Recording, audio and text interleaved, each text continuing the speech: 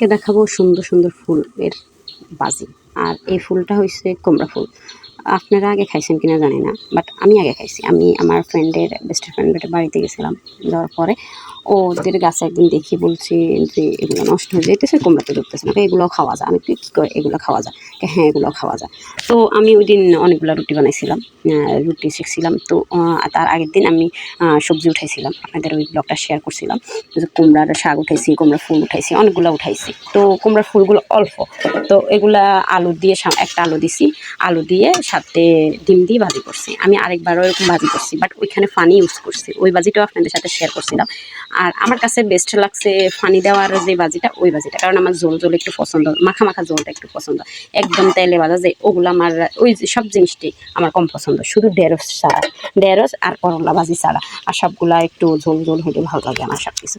যাই হোক, আসসালামু আলাইকুম, হাই বোন, আশা করি সবাই ভালো আছেন। আজকে আমি দেখাবো কুমড়া ফুলের ভাজি। আর ওই ভাজিটা অনেক টেস্টি হয়, 2-3 ধরনের রান্না করা যায়। এটা যারা রাঁধুনি তারাই সবাই বেস্ট জানে। বাট আমি যখন আমার ফ্রেন্ডের তেন শুনছি যে এগুলো রান্না করলে অনেক টেস্ট হয়, ডিম দিয়ে ভাজি করলে, রুটি দিয়ে খাওয়া যায়, ভাত দিয়ে খাওয়া যায়, যে যার মতো খাওয়া যায়, সমস্যা নেই।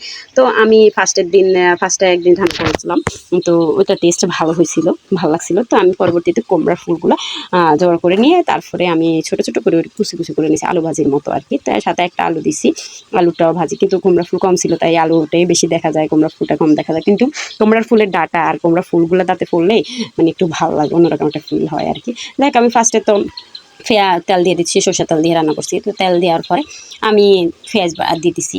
সামান্য কিছু উপকরণ দিয়ে রান্না করা যায় শর্টকাটে, কিন্তু অনেক টেস্টি হয়। তো আমি পেঁয়াজ দিয়ে দিছি, পেঁয়াজটা ভাজা হওয়ার পরে আমি এখানে আমার নাগামরিচ ছিল, নাগামরিচ একটা দিয়ে দিছি কুচি করে। দেওয়ার পরে আমি ডিমটা দিয়ে দিছি, আগে ডিমটা ঝুরো ঝুরো করে নিচ্ছি।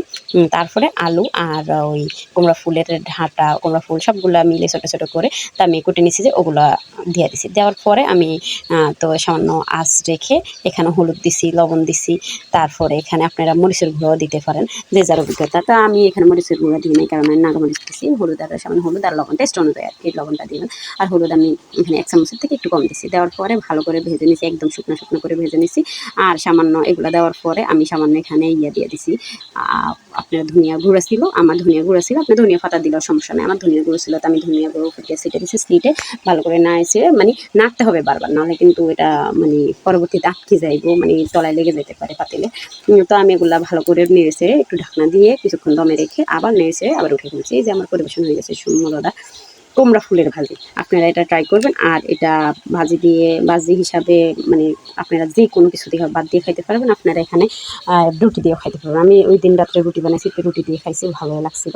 যাই হোক, সবাই ভালো থাকবেন, সুস্থ থাকবেন। এটা ভালো লাগে, লাইক কমেন্ট শেয়ার করতে বলবেন না, প্লিজ সাবস্ক্রাইব করেন। আল্লাহ হাফেজ। আচ্ছা, যারা চ্যানেলগুলো সাবস্ক্রাইব করে পরবর্তীতে আনসাবস্ক্রাইব করেন, আপনাদের ডবল কষ্ট হয় না? কেন সাবস্ক্রাইব করে পরে আনসাবস্ক্রাইব করেন? দরকার হলে করবেন না, তাহলে এরকম মানুষকে ধোকা দিয়েন না।